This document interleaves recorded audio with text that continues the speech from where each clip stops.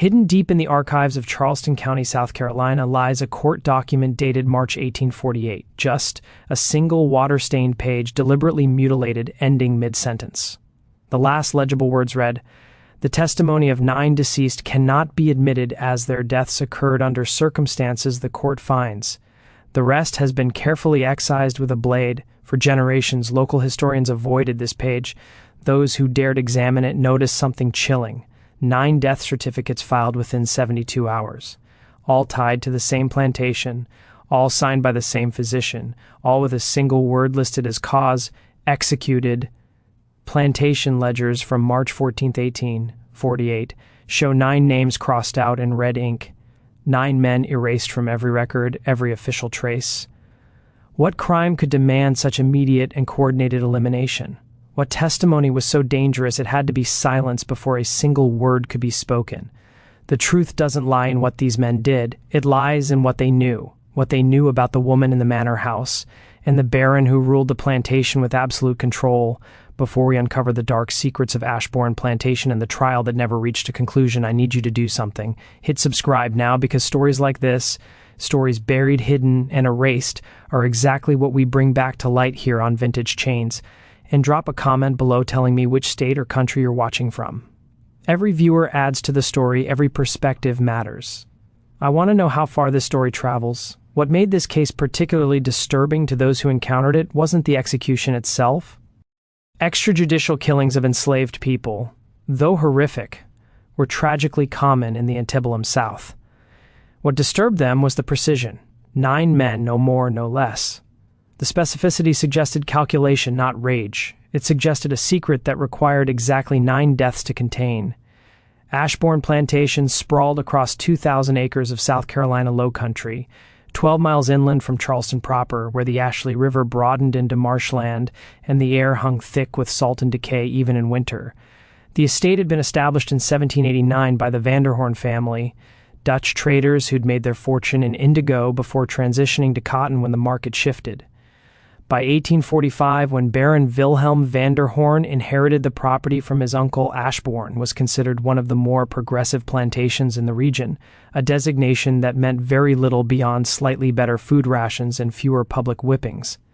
Wilhelm Vanderhorn was not born to the title of Baron. He'd purchased it in 1843 during a sojourn through the fragmenting German states, a vanity acquisition that nevertheless carried legal weight in certain European circles and added a veneer of aristocratic legitimacy to his southern planter status. He was 37 when he inherited Ashbourne, a man of medium height with pale eyes that watered in bright sunlight and hands that trembled slightly when he thought no one was watching, a tremor that had worsened since his return from a Berlin sanatorium in 1844, where he'd been treated for what his correspondents obliquely referred to as nervous exhaustion. The Baron arrived at Ashbourne in April 1845 with a wife. Margarita Vanderhorn was 23, the daughter of a Bremen merchant whose shipping business had collapsed in the economic upheavals of the 1840s. The marriage had been arranged through intermediaries.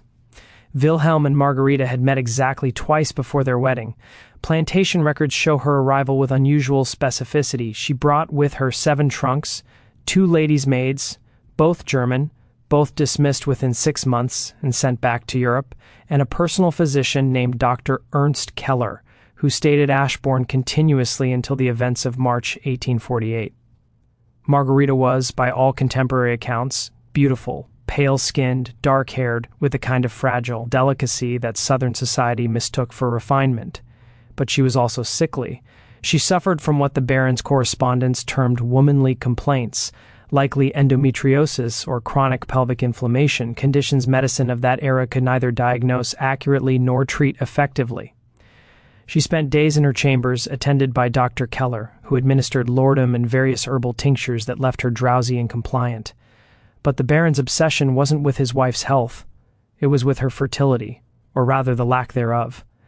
Ashbourne Plantation operated with approximately 130 enslaved people in 1845. Among them, 9 men worked in what plantation records euphemistically called house service, maintenance, groundskeeping, and personal service to the Vanderhorn household. These 9 men ranged in age from 19 to 34. They were chosen not for agricultural skill, but for physical attributes, height, build, health, and what one inventory list coldly categorized as breeding quality. This was not unusual. Enslaved people were frequently evaluated as livestock. What was unusual was the Baron's particular interest in these 9 documented in his personal ledgers with measurements, health assessments, and lineage tracking that suggested he was maintaining breeding records. The 9 men were Thomas Ridley, aged 28, born on the plantation to parents sold away when he was 7. Marcus Finch, aged 23, purchased from a Virginia estate in 1844, literate despite laws forbidding it. Isaiah Brennan, aged 31, a blacksmith's apprentice with distinctive scarring on his hands from forge work. Daniel Puitt, aged 26, formerly of a Savannah household, sold south after his previous owner's bankruptcy. Jacob Worth, aged 22, born in Charleston, the son of a German immigrant who died in debt resulting in his enslavement. Samuel Hoyt, aged 34, the oldest, who'd attempted escape twice and bore the scars of punishment. Levi Church, aged 29, a carpenter who'd built several of the plantation's outbuildings. Nathaniel Cross, aged 25, who worked the stables and could calm the most anxious horses. Robert Foster, aged 19, the youngest, who'd been at Ashburn only 8 months. These men existed in the peculiar purgatory of house slaves, better fed and clothed than field workers, but subject to closer scrutiny and more intimate forms of exploitation.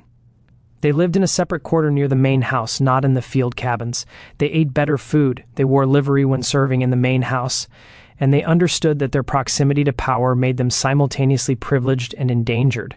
The white community surrounding Ashbourne in 1845 was small and insular.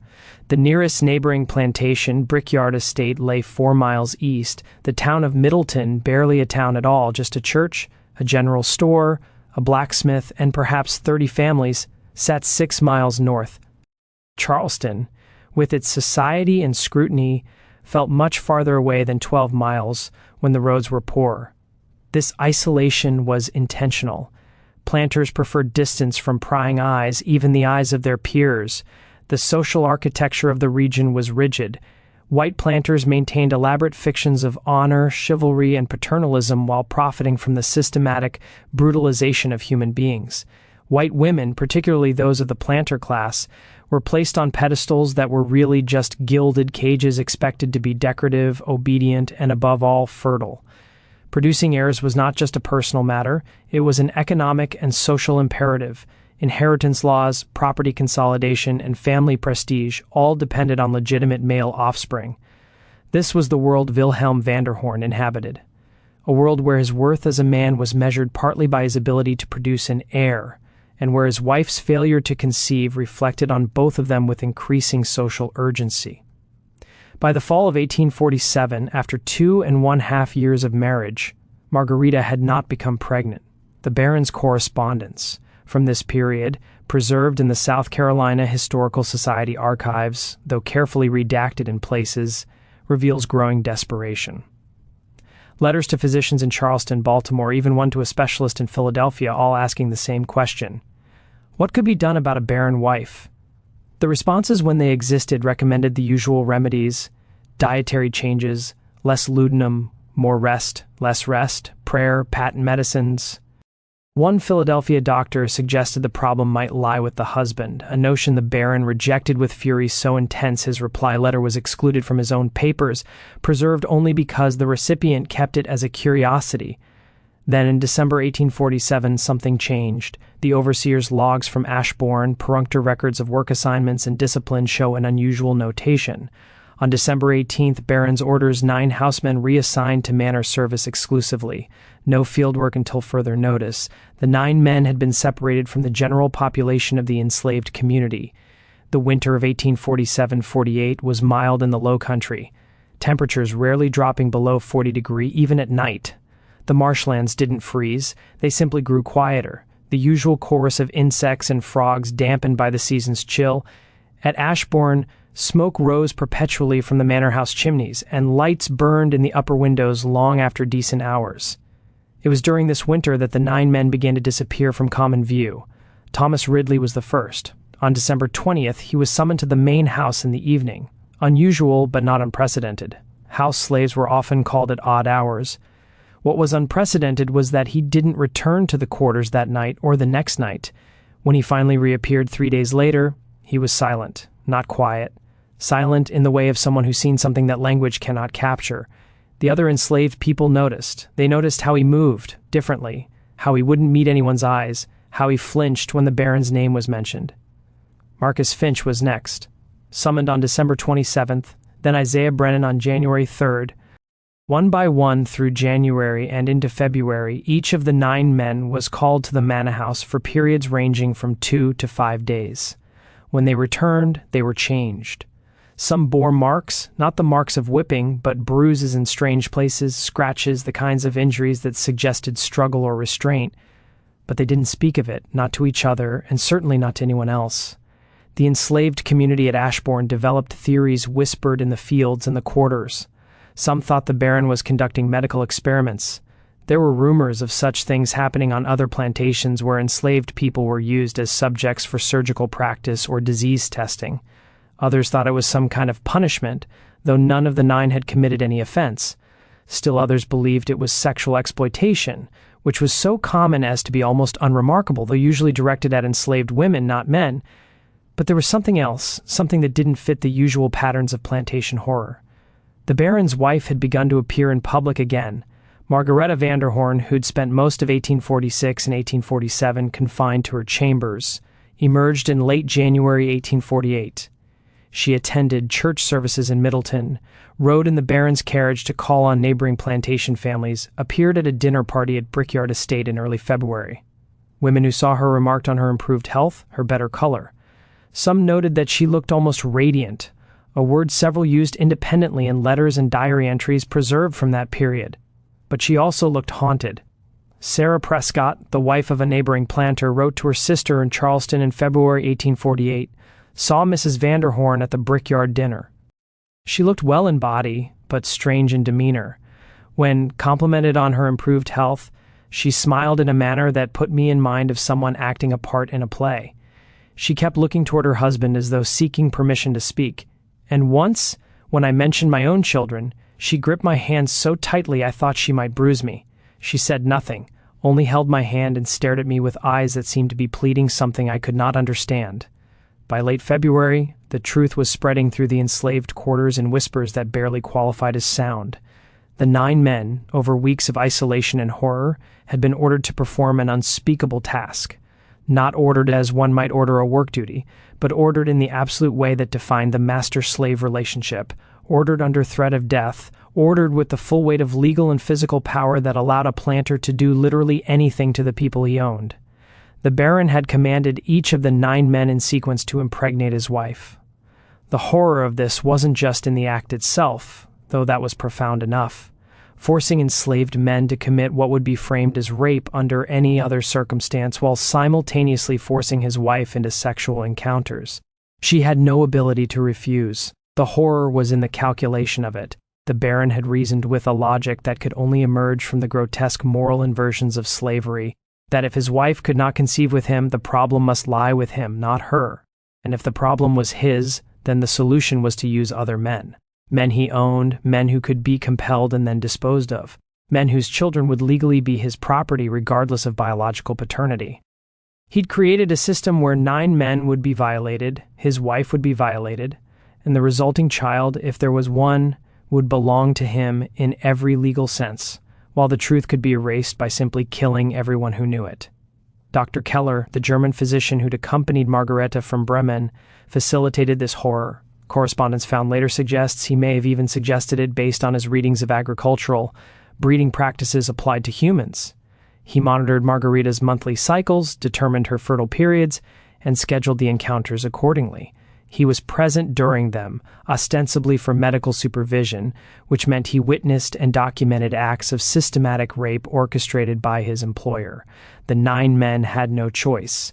When Thomas Ridley had initially refused, he'd been taken to the cellar and shown the instruments that would be used on him if he continued to refuse, not instruments of simple beating, but of mutilation. He was given a choice between rape and castration. Each of the 9 men was given this choice in sequence. Each of them, confronted with that choice, chose survival. Margarita, according to fragments of Dr. Keller's notes that survived, was heavily sedated during the encounters. She was conscious enough to comply but drugged enough to be compliant, a state of pharmacologically induced debility that the Baron and Dr. Keller apparently believed absolved them of the additional crime of forcing her to consciously participate in the destruction of her own marriage and dignity. By early March 1848, Margareta Vanderhorn was pregnant. Dr. Keller confirmed it on March 8th. His notation in his medical journal, preserved because it was in German and later overlooked by those who cleaned out the plantation records, reads, "Conception confirmed. 6th week, all protocols followed. Patient responsive to pregnancy. Employer satisfied. Disposal protocols to commence immediately. Disposal protocols. The Baron had always intended to kill them, all 9. The moment pregnancy was confirmed, the men who could identify the child's true paternity became liabilities that had to be eliminated. On March 12, 1848, the 9 men were summoned together for the first time since the nightmare had begun. They were brought to the manor house's ground floor parlor, a room they'd cleaned and maintained but were never permitted to occupy. The Baron stood before them, Dr. Keller beside him, and delivered what he apparently believed was good news.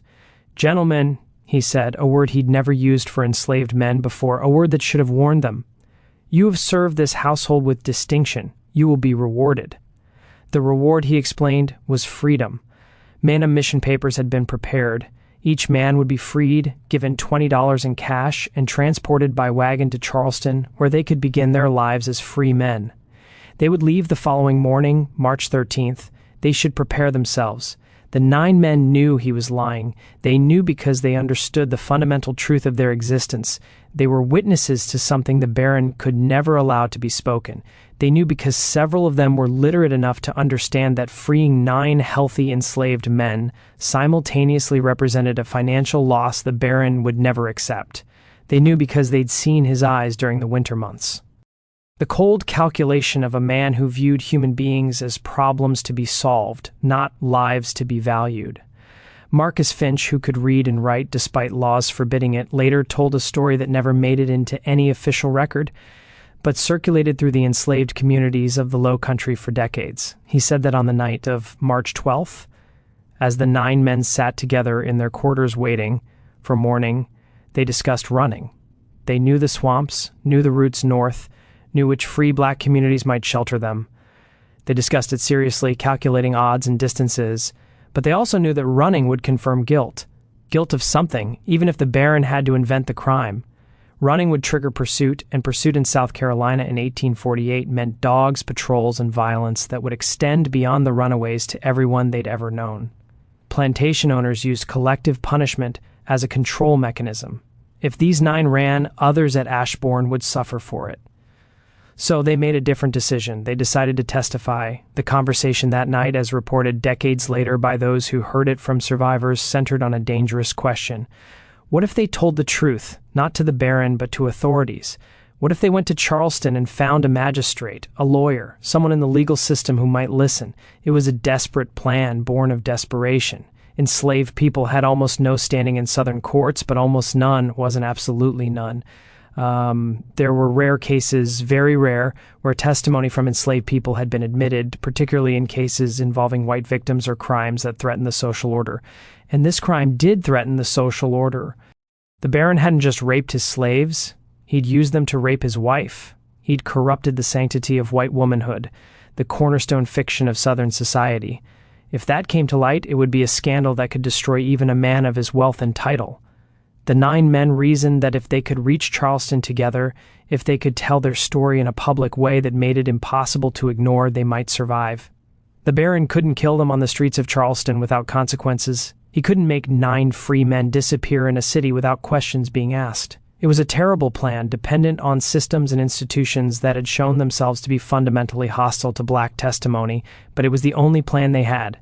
They were scheduled to leave for Charleston at dawn on March 13th. They never made it to the wagon. Desinvolvement de Mysterio.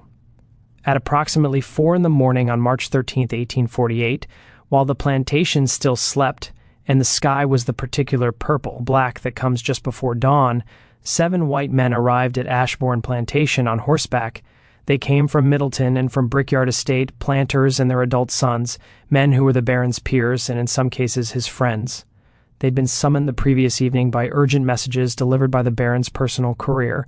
The messages, which no longer exist but were referenced in later correspondence, apparently spoke of a plot. A slave rebellion, the messages claimed. 9 men planning to murder the family and burn the plantation. The Baron had discovered the plot, the messages said, through an informant. He needed help containing the situation before dawn, when the conspirators planned to strike. This narrative, slave rebellion plots, was the ultimate fear of every plantation owner, the nightmare that justified their most extreme violence. Whether the 7 men who responded to the Baron's call believed the story or merely agreed to participate in something they understood was a fiction didn't matter. They came armed. The 9 men were dragged from their quarters before sunrise. Not arrested. Slavery didn't require arrest. Not charged. Slavery didn't require charges. They were simply taken, bound, and brought to an area behind the main house where the property sloped down toward the marshland, and 3 live oak trees stood in a rough triangle, their branches spreading wide and strong enough to support weight. What happened next was execution as performance, execution as social ritual. This wasn't hidden violence in a cellar, it was public, deliberate, and witnessed. The other enslaved people at Ashbourne were forced to watch. This, too, was standard practice. Public punishment served as warnings, as demonstrations of power, as reminders of what happened to those who stepped out of line. But something went wrong with the Baron's script. As the ropes were being prepared, Thomas Ridley began to shout, not pleas for mercy. Those were expected and usually ignored. He shouted testimony. He shouted the truth about what had been done to them, about the Baron's wife, about the pregnancy, about the systematic rape orchestrated by the man who now claimed they'd plotted rebellion. The other 8 joined him. They shouted over each other, their voices carrying across the plantation in the dawn air. They named dates, described the room where it happened, described Dr. Keller's presence, described Margarita's drugged compliance. They made sure everyone heard, the enslaved people watching heard, the 7 white men who'd come to help heard, and somewhere in the manor house, windows closed abruptly as Margarita heard her violation shouted for the world to know. The Baron's response was to accelerate the executions. The historical record becomes fragmentary here, which is itself telling. No official report was filed. The local sheriff based in Middleton was informed after the fact and made a notation in his log. Baron Vanderhorn reports suppression of slave rebellion at Ashbourne. 9 conspirators executed. No white casualties. Matter resolved. That's it. That's the entire official documentation of 9 men's deaths. But other evidence exists. Letters between planters in the weeks following March 13th contain oblique references to the situation at Vanderhorn's place and questions about whether such measures were necessary. One letter from a Charleston lawyer named Edmund Berkeley to his brother, a planter in Georgia, dated March 20th, 1848, is more explicit. The Vanderhorn affair has created considerable disc. The manner of it was public enough to generate talk, and the claims made by the deceased, while preposterous on their face given the source, are salacious enough to have achieved some circulation. Several families have declined social invitations from the Baron. I am told his wife has taken to her chambers and will receive no visitors. The 9 men were buried in unmarked graves somewhere on Ashbourne property. Plantation records show the burial location as South Marsh Boundary, a designation that covered several hundred acres of wetland. No markers were placed, no minister officiated. They were erased as thoroughly as the Baron could manage, but their testimony had been heard. The enslaved community at Ashbourne now knew the full truth. So did enslaved people on neighboring plantations because information traveled through networks that white society barely understood existed. Conversations at market, messages passed through interplantation visits, stories told by those who'd witnessed the executions and later encountered people from other places. Within days, the story was circulating through the Low Country's black communities. Within weeks, it had reached Charleston, and in Charleston, something unexpected happened. A free black woman named Ruth Denny, who worked as a seamstress and had connections to both the free black community and to several abolition-sympathetic white families, heard the story from her cousin, who'd heard it from someone who'd been at Ashbourne the morning of the executions. Ruth Denny did something extraordinary. She wrote it down. Not just the basic facts, but a detailed account including names, dates, and the testimony the 9 men had shouted as they died. Then she brought it to a lawyer. Edmund Berkeley was 43 years old in 1848, a Charleston lawyer with a respectable practice in property law and estates. He was not an abolitionist, far from it. He owned 2 enslaved people himself, a fact he would later struggle to reconcile with his actions. But he was also a man who believed, perhaps naively, that the law meant something. That even in South Carolina, even in the heart of slavery's power, there were limits to what could be done without consequence. When Ruth Denny appeared at his office on March 25, 1848, he initially refused to see her. Free black people were permitted to engage lawyers for limited purposes, but a woman seeking to bring charges against a white planter on behalf of dead slaves, that was not only unprecedented, it was dangerous. But Ruth Denny didn't leave. She waited outside his office for 3 hours, and when he finally agreed to speak with her, she presented him with something he couldn't dismiss. A written account in careful handwriting of events that, if true, constituted crimes, even under South Carolina law. The law was complicated and contradictory. Enslaved people had no rights, but they also weren't entirely without protection under law. Planters couldn't simply murder enslaved people without cause. There had to be at least a pretense of justice, a claim of crime and punishment. The Baron had provided that pretense. Rebellion conspiracy. But if the rebellion conspiracy was false, if it could be proven that the 9 men were killed not for plotting against the Baron, but for knowledge they possessed, then the Baron had committed murder, 9 counts of it. Moreover, if the story Ruth Denny related was true, the Baron had committed what some courts might consider rape against his own wife. Not a crime under most interpretations of the law, since wives couldn't legally refuse their husbands, but combined with the forced impregnation scheme, it created a moral offense that even pro-slavery society found disturbing. Berkeley agreed to investigate. He did this, he later wrote, not out of any sympathy for enslaved people or opposition to slavery, but because the rule of law must mean something or we descend into barbarism, which even our peculiar institution must not become. His investigation led him to Ashbourne Plantation in early April 1848. The Baron received him with hostility barely concealed beneath social courtesy. Berkeley, claiming to be following up on routine legal matters related to the estate, asked questions about the executions. The Baron's answers were curt. The slaves had plotted rebellion. He discovered it. He'd acted swiftly to protect his family and property. It was all perfectly legal. The men were his property. He disposed of them as the law allowed. And the testimony they gave as they died, Berkeley asked. The claims about your wife. The Baron's face went blank. Lies of desperate men attempting to sow discord. I give them no credence, and neither should anyone else. Several witnesses heard these claims. Free men, white men who were present at your request, and every one of them understands that enslaved. People will say anything when facing punishment. Their words have no weight. Berkeley then asked to speak with Margarita Vanderhorn. The Baron refused. She was unwell, he said, confined to bed under Dr. Keller's care. She could not receive visitors. She is also a witness to the events in question, Berkeley said carefully.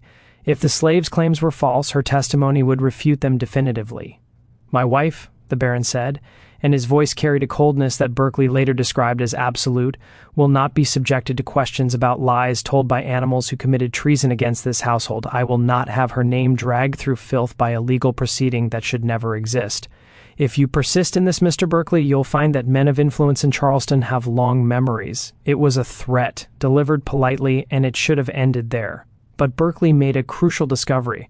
In reviewing public records at the Charleston courthouse, he found something the Baron hadn't anticipated. Dr. Ernst Keller's physician's license application from 1845, which included references and correspondence. Among them was a letter from a Berlin medical facility where Keller had trained. The letter described Keller's particular area of study, applied genetics and breeding optimization in mammalian species with theoretical extensions to human improvement. Eugenics, before it was called eugenics, the medical pseudoscience that would later explode into full horror in the next century, but which already existed in embryonic form in the 1840s among certain European medical circles. Berkeley also found records of Keller's purchases from Charleston apothecaries, large quantities of laudanum, chloral hydrate, and several other sedatives, far more than would be needed for one patient unless that patient was being kept perpetually drugged. Armed with this, Berkeley did something extraordinary. He filed a formal complaint with the Charleston County Court, requesting an inquest into the deaths of 9 enslaved people at Ashbourne Plantation on grounds that their execution may have been carried out to conceal crimes committed by Wilhelm Vanderhorn against his wife and against the deceased. The filing of this complaint on April 18, 1848, created an immediate scandal. Charleston society divided sharply. Some planters were outraged that one of their own was being questioned on the word of enslaved people and a free black woman. Others, particularly those with daughters or wives, found the allegations disturbing enough to warrant investigation, not out of concern for the enslaved men, but out of concern for what it might mean if planters could do such things to white women with impunity. The court, under pressure, agreed to hold a preliminary hearing, not a trial. Enslaved people couldn't testify in trials against white people, but a hearing to determine if sufficient evidence existed to warrant further investigation. The hearing was scheduled for May 2, 1848. The Baron hired 3 lawyers. He mobilized every social and political connection he had. He sent letters to newspaper editors, to ministers, to fellow planters, all making the same argument. This hearing was an attack on property rights, on the fundamental order of Southern society, on the sanctity of a man's right to manage his household and his property without interference. Just when we thought we'd seen it all, the horror in Ashbourne intensifies. If this story is giving you chills, share this video with a friend who loves dark mysteries. Hit that like button to support our content, and don't forget to subscribe to never miss stories like this. Let's discover together what happens next. The night before the hearing, someone broke into Edmund Berkeley's office and destroyed his files on the case. The written account Ruth Denny had provided was stolen. The documents he'd gathered from apothecary records were burned. Only copies he'd made and stored at his home survived. The same night, Ruth Denny disappeared. She was never seen again. Her disappearance was never investigated. Free black people went missing in southern cities with disturbing regularity, and authorities rarely expended effort finding them. And at Ashbourne Plantation, Margarita Vanderhorn went into premature labor. The hearing on May 2, 1848, lasted less than 4 hours. Edmund Berkeley appeared with what remained of his evidence. The Baron appeared with his 3 lawyers and 7 witnesses, the same 7 men who'd participated in the executions. Each of them testified that they'd responded to the Baron's call for help against a rebellion conspiracy, that they'd witnessed the slaves' threatening behavior, and that the execution had been necessary for public safety. They acknowledged that the 9 men had shouted various claims during the execution, but characterized these as desperate lies. The courtroom itself was packed beyond capacity. The Charleston County Courthouse, a 3-story brick building on Meeting Street, had a main chamber that could comfortably seat perhaps 80 people. On May 2nd, nearly 200 crowded inside. Planters and their wives, merchants, lawyers, a handful of free black people who stood in the back where they were permitted, and several newspaper correspondents from as far away as Richmond and Baltimore.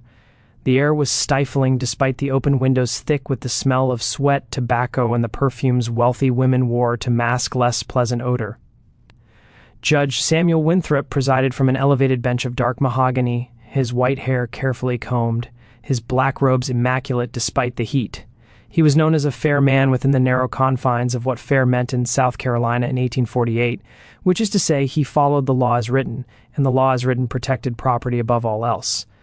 The Baron's lead attorney, Clayton Merrick, was 56 years old and had defended planters in similar cases for 3 decades. He was tall, silver-haired, with a voice that carried authority and contempt in equal measure. His opening statement lasted 40 minutes and focused entirely on property rights. "This hearing," he said, pacing before the judge's bench, "is predicated on a dangerous precedent that a man's management of his own property, his lawful documented property, can be questioned based on the dying words of criminals caught in conspiracy. If we allow this, gentlemen, where does it end? Can any slave facing punishment simply accuse his master of invented crimes and expect the courts to grant credence? The fabric of our society depends on order, and order depends on the authority of property holders to manage their holdings without interference based on the word of cattle." Edmund Berkeley's counterargument was more measured, more careful. He stood at a simple wooden table, his remaining documents spread before him, and spoke for perhaps 20 minutes. This court is not being asked to take the word of enslaved people over that of a white planter. This court is being asked to examine whether the circumstances surrounding 9 simultaneous executions suggest crimes that warranted those executions or crimes that motivated them. I have evidence incomplete due to recent theft and destruction that suggests Baron Vanderhorn orchestrated a scheme that violated not just moral law but the boundaries of acceptable conduct even within our peculiar institution. Evidence that indicates the rebellion conspiracy was fabricated after the fact to justify executions planned in advance. What evidence? Judge Winthrop asked. Presented. Berkeley presented what he had. Copies of apothecary records showing Dr. Keller's purchases of sedatives in quantities far exceeding normal medical practice. A deposition from a Charleston merchant who'd sold the Baron 9 sets of iron restraints in January 1848. Not the usual plantation restraints used for punishment or control of field workers, but smaller restraints, the kind used in medical or psychiatric facilities. Testimony from a free black carpenter named Moses Green, who'd been hired to install heavy locks on the interior of a ground floor room at Ashbourne in December 1847. Locks that secured from the outside. These are circumstantial fragments, Merrick objected. They prove nothing except that a household purchased medical supplies and made security improvements. They establish a pattern, Berkeley countered, a pattern of preparation for something that required sedation, physical restraint, and containment combined with the testimony, yes, the testimony of enslaved men, which I acknowledge cannot be admitted as evidence under our law, but which was heard by multiple witnesses, including the 7 gentlemen present today. It suggests a coordinated effort to use enslaved men for purposes that had nothing to do with rebellion and everything to do with the Baron's private obsessions. The 7 witnesses were called one by one. Each told essentially the same story. They'd received urgent messages from the Baron on the evening of March 12th describing a rebellion plot. They'd responded as neighbors and fellow planters would, arriving before dawn to help suppress the threat. They'd witnessed the 9 men being brought out, witnessed their execution, and heard their shouted claims. What exactly did they claim? Berkeley asked during his cross-examination of James Hartwell, a planter from Brickyard Estate. Hartwell shifted uncomfortably. He was 42, thick-necked with hands scarred from years of plantation management. They said they claimed the Baron had forced them to be with Mrs. Vanderhorn for breeding purposes. They claimed it was done over weeks under threat and that the Baron planned to kill them to hide it. And what was your reaction to these claims? I thought they were lies, desperate lies from men facing punishment. Did you ask the Baron about them? Hartwell hesitated. Later, privately. He said they were fabrications, attempts to create scandal. Did you believe him? Another hesitation. I had no reason not to. Had you ever heard of such a scheme being attempted before? A planter using enslaved men to impregnate his wife. Objection, Merrick called. The question requires speculation about crimes that haven't been proven. I'll rephrase. Berkeley said, Mr. Hartwell, in your experience as a planter, have you ever heard of breeding schemes involving enslaved people and white women? No, Hartwell admitted, never. Because such a scheme would be not just immoral but socially catastrophic, wouldn't it? It would violate every principle of racial hierarchy and white female purity that our society claims to uphold. Objection. Counsel is making speeches, not asking questions. Sustained. Judge Winthrop said, Mr. Berkeley, confine yourself to relevant questions. Berkeley moved to his most important witness, a woman named Catherine Mills, who'd been Dr. Keller's housekeeper at his Charleston residence before he moved permanently to Ashbourne. She was elderly, white, respectable, the kind of witness whose testimony carried weight. Mrs. Mills testified that Dr. Keller had kept extensive journals, which he'd worked on late into the night. I saw them sometimes when I brought him tea, she said. Medical notes, he called them. But once I saw a page open on his desk, it had drawings, human figures with measurements and breeding charts like you'd see in agricultural texts about livestock. I asked him about it, and he closed the book very quickly, told me it was research for a theoretical paper. Did he ever discuss his work at Ashbourne Plantation? Only once. He'd been drinking. Dr. Keller didn't usually drink, but that night in January he did. He said he was part of something important, an experiment that would prove his theories about controlled heredity. He said the Baron was a visionary, willing to do what others wouldn't dare. I didn't understand what he meant at the time. Hearsay, Merrick objected, and the testimony of a domestic servant regarding private conversations. Mrs. Mills is a free white woman of good standing, Berkeley responded. Her testimony is admissible. Judge Winthrop allowed it, but noted that it was circumstantial and interpretive. No enslaved people testified. South Carolina law prohibited it in cases involving white defendants, but their absence was conspicuous, a gap in the proceeding that Berkeley made sure to reference repeatedly. We cannot hear from the men who were executed. We cannot hear from the enslaved people at Ashbourne who witnessed their master's actions over those winter months. We are forced to reconstruct truth from fragments and from the testimony of those the law permits to speak, which creates a convenient shield for those who commit crimes against people who have no legal voice. At 11:30 in the morning, after 2 hours of testimony, Dr. E. Ernst Keller stood up. He'd been sitting in the back of the courtroom behind the Baron's legal team, virtually unnoticed. He was a small man, narrow-shouldered with thinning brown hair and wire-rimmed spectacles that caught the light from the windows. He wore a dark suit that was slightly too large, as though he'd lost weight recently. "I have information relevant to these proceedings." The Baron's lawyers immediately moved to stop him. Clayton Merrick half rose from his chair. "Your Honor, Dr. Keller is not a scheduled witness, whatever he intends to say." "I am a physician with direct knowledge of the events in question," Keller said, his voice stronger than his appearance suggested. "I have medical records that document treatments, conditions, and actions taken at Ashbourne Plantation from 1845 to the present. I request permission to testify." Judge Winthrop studied him for a long moment. "You understand that anything you say may be used against your employer?" "I understand." "And you understand that violating physician-patient confidentiality can result in professional consequences?" "I understand. I also understand that 9 men are dead, and their deaths are on my conscience as much as anyone's." The courtroom, which had been buzzing with conversation, went silent. "Very well," Judge Winthrop said. "Approach the witness stand." What Keller said over the next 45 minutes was recorded by 3 different court reporters and later cross-referenced. The accounts match almost perfectly, which suggests either extraordinary accuracy or coordination, though given the explosive nature of the testimony, accuracy seems more likely. Keller began by establishing his credentials. Trained in Berlin, specialized in reproductive medicine and what he called hereditary science, the study of how traits passed from parents to children. He'd been hired by Margarita's father in 1845, specifically to address her reproductive difficulties, which were never clearly diagnosed, but presented as chronic pelvic inflammation that made conception unlikely.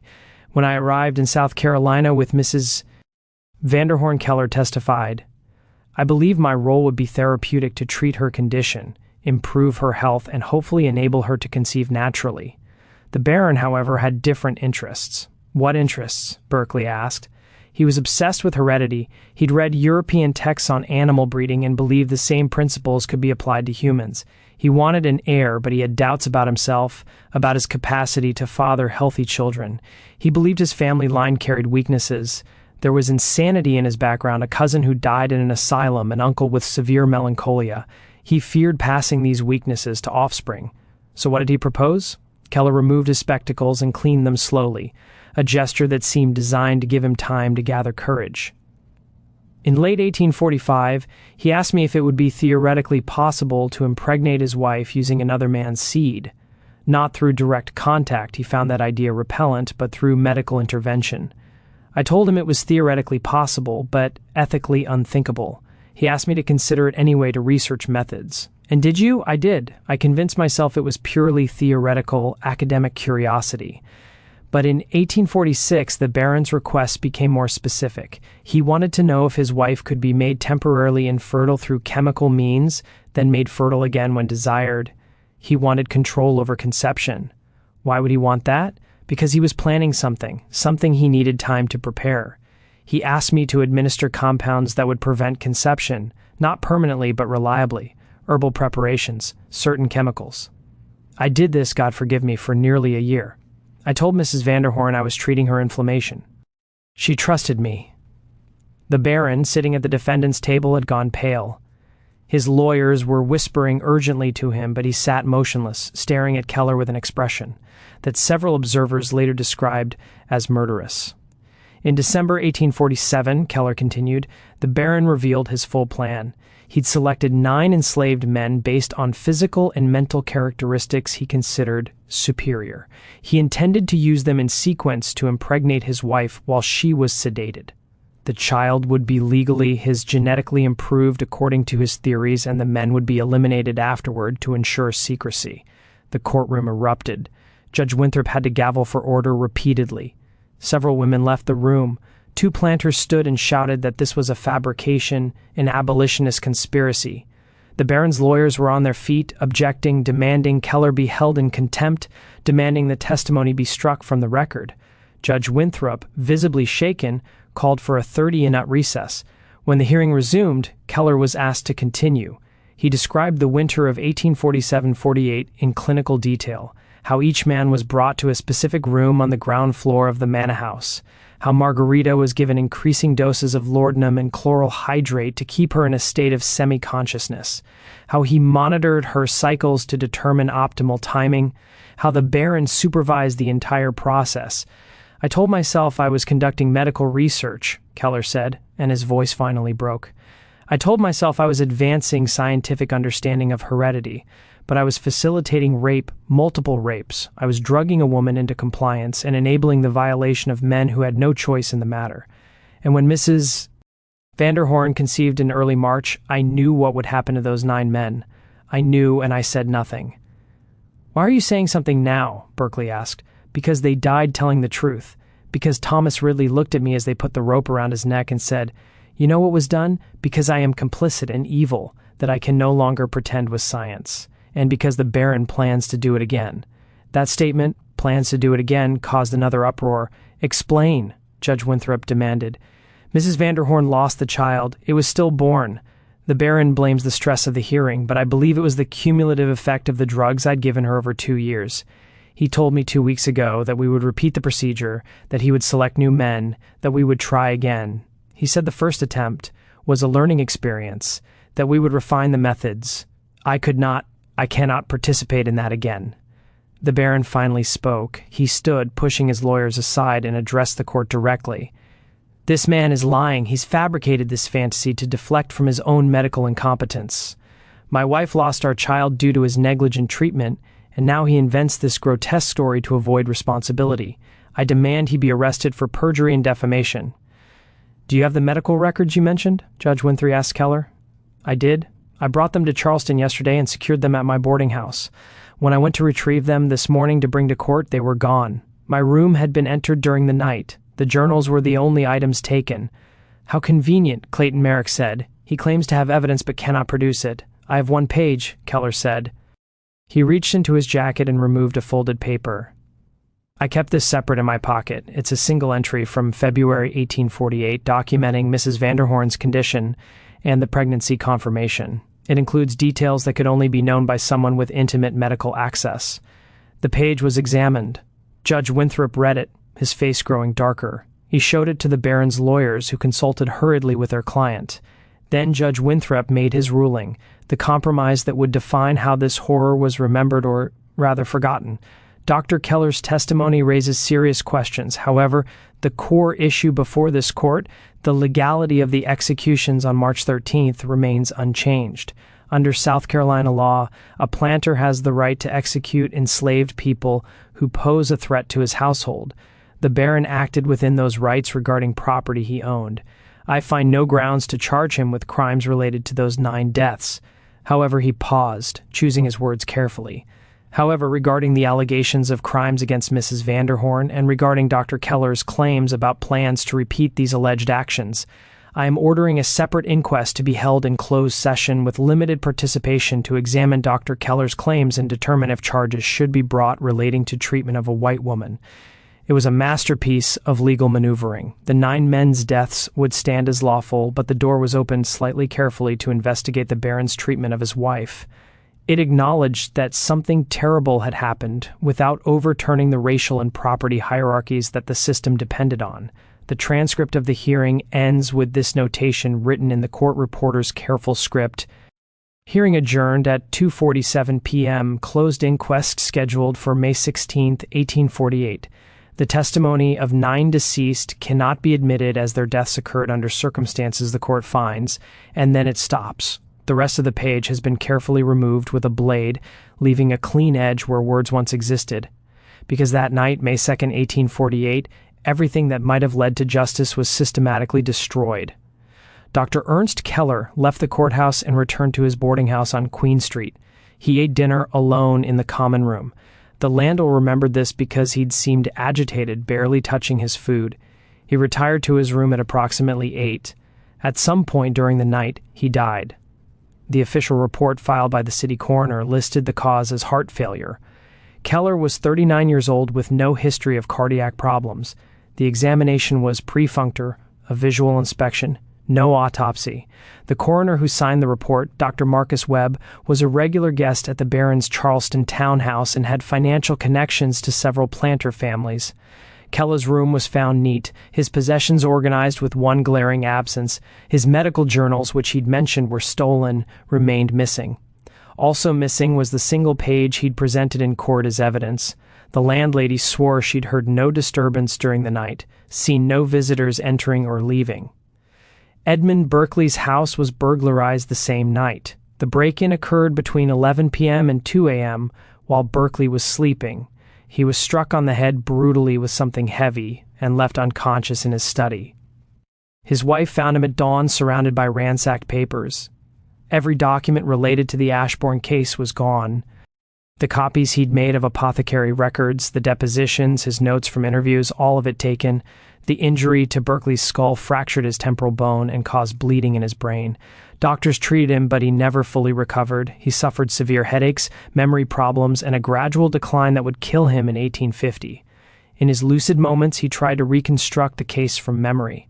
But without documentation, without witnesses, without even the transcript that would later be partially destroyed, he had nothing solid to work with. And at Ashbourne Plantation in the early hours of May 3rd, Margarita Vanderhorn went into premature labor. She was 6 months pregnant. The child, a boy, was born alive but died within hours. The birth was attended only by a midwife from Middleton, Dr. Keller being dead, and the Baron. No detailed records were kept. The midwife, a woman named Ellen Byers, told her daughter years later that something about that birth had been wrong, that Mrs. Vanderhorn had seemed not just physically devastated, but emotionally shattered, that she'd refused to look at the infant and had wept, not with the grief of a mother losing a child, but with something else, relief perhaps, or horror at what the child represented. The coordinated nature of these three events, Keller's death, Berkeley's assault, Margarita's premature labor, was noted by several people at the time, but noting it and proving it were different things. The Baron had been in Charleston for the hearing and had stayed overnight at his townhouse, providing him with an alibi. If he'd arranged the attacks, he'd done so through intermediaries who were never identified. The closed inquest scheduled for May 16th never happened. With Keller dead and Berkeley incapacitated, there was no one to present evidence. Judge Winthry quietly canceled the proceeding, noting in his private journal that pursuing this matter further serves no purpose but to create scandal that damages all parties without possibility of resolution. The court transcript was filed in the Charleston County Archives, where it remained for 6 years until a fire in 1854 destroyed a significant portion of the historical records. The fire was attributed to an overturned lamp, though the night watchman who discovered it swore he'd checked that section earlier in the evening and found no lamps burning. The parts of the transcript that survived were those that had been copied by a clerk and stored in a separate location, and even those copies had the final page removed. The infant was buried in the Vanderhorn family cemetery at Ashbourne 3 days after his death on May 6, 1848. The Baron commissioned a stone from a Charleston mason, white marble, simple, expensive. The inscription read, "Beloved child, May 3, 1848. May 3, 1848. Too pure for earth." No name was given. The Baron held a brief service attended only by household staff and a minister from Middleton who read standard funeral prayers without personalizing them. Margarita did not attend. She remained in her chambers, reportedly too grief-stricken to leave her bed. But Ellen Byers, the midwife, later said that when she'd checked on Mrs. Vanderhorn the morning after the burial, she'd found her sitting by the window staring out at nothing, her face completely blank. She wasn't crying, Byers told her daughter. She wasn't doing anything. She was just empty, like someone had reached inside and removed whatever makes a person alive. The enslaved community at Ashbourne understood what the rest of the world was being encouraged to forget. 9 men had been murdered for knowing the truth, and the truth had died with them, or at least had been buried so deep that it could never be officially acknowledged. But stories don't die just because the powerful want them to. The 9 men's testimony, shouted as they died, had been heard by approximately 70 people. Enslaved workers forced to witness the execution, the 7 white planters who'd participated, various overseers and drivers. That testimony spread through the networks that connected enslaved communities across the Low Country. The Sunday church gatherings where different plantations populations met, the market days in Charleston and smaller towns, the nighttime visits between plantations that happened despite restrictions. By the summer of 1848, the story was being told in slave quarters from Georgetown to Beaufort. Details varied. Some versions claimed there were 12 men. Others said the Baron had done this before with different slaves, but the core remained consistent. A Baron who'd used enslaved men to impregnate his wife, who'd executed them to hide it, and who'd gotten away with it because the law valued property rights over human life and white reputation over black testimony. Free black communities heard it too. Ruth Denny's disappearance had been noted, mourned, and understood for what it was, silencing.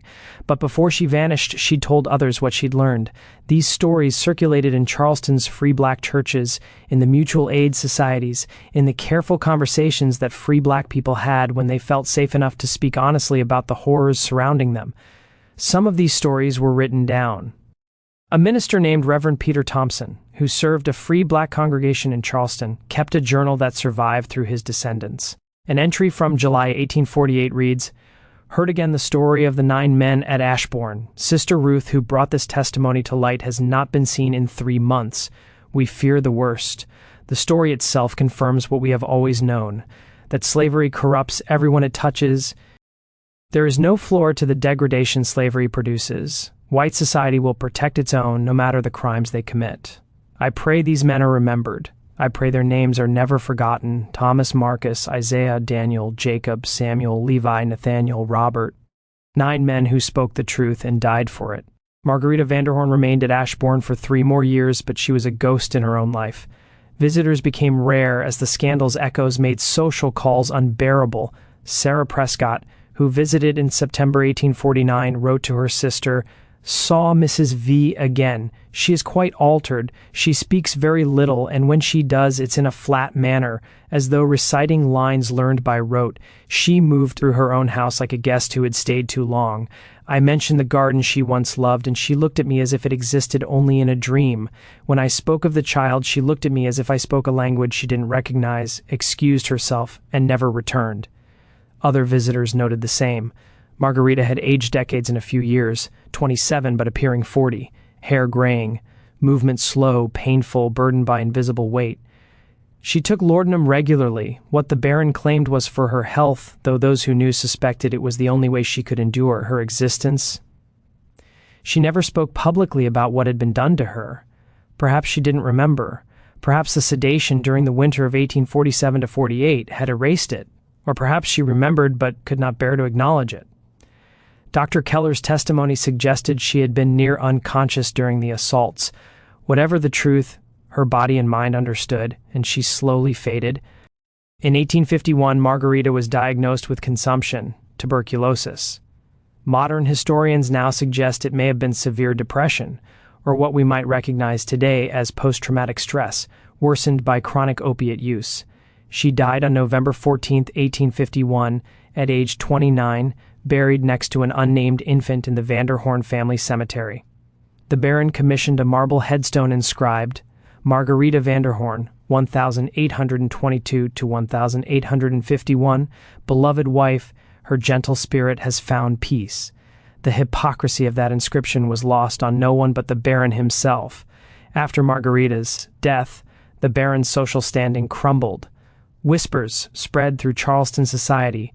Invitations stopped. Business relationships faltered. By 1852, he was isolated, managing Ashbourne alone.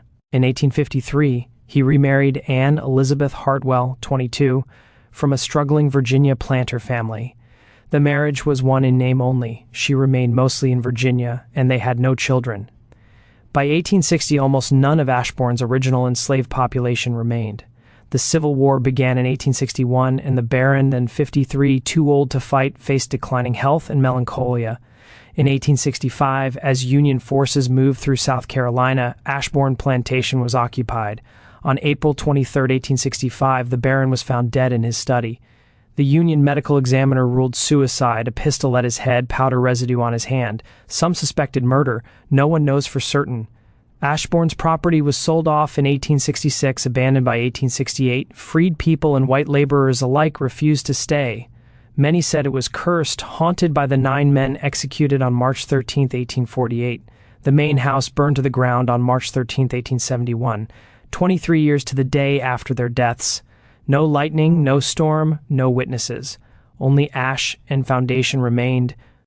The 9 men, Thomas Ridley, Marcus Finch, Isaiah Brennan, Daniel Puett, Jacob Worth, Samuel Hoyt, Levi Church, Nathaniel Cross, Robert Foster, were murdered not for rebellion, but for knowledge. They threatened to expose a horror the system could not admit. Their names are preserved in 4 places: red ink in plantation ledgers, fragments of Edmund Berkeley's notes, surviving testimony from the 1854 fire, and in the oral histories of the communities who refused to forget. They died shouting the truth, even as the powerful tried to silence them. Their courage reminds us that slavery had no moral limits, that human dignity was expendable when it conflicted with the will of the master. What do you think? How many other stories like this were erased from history? Events so disturbing that the powerful destroyed every record, silenced every witness. Share your thoughts in the comments. Tell me which state or country you're watching from.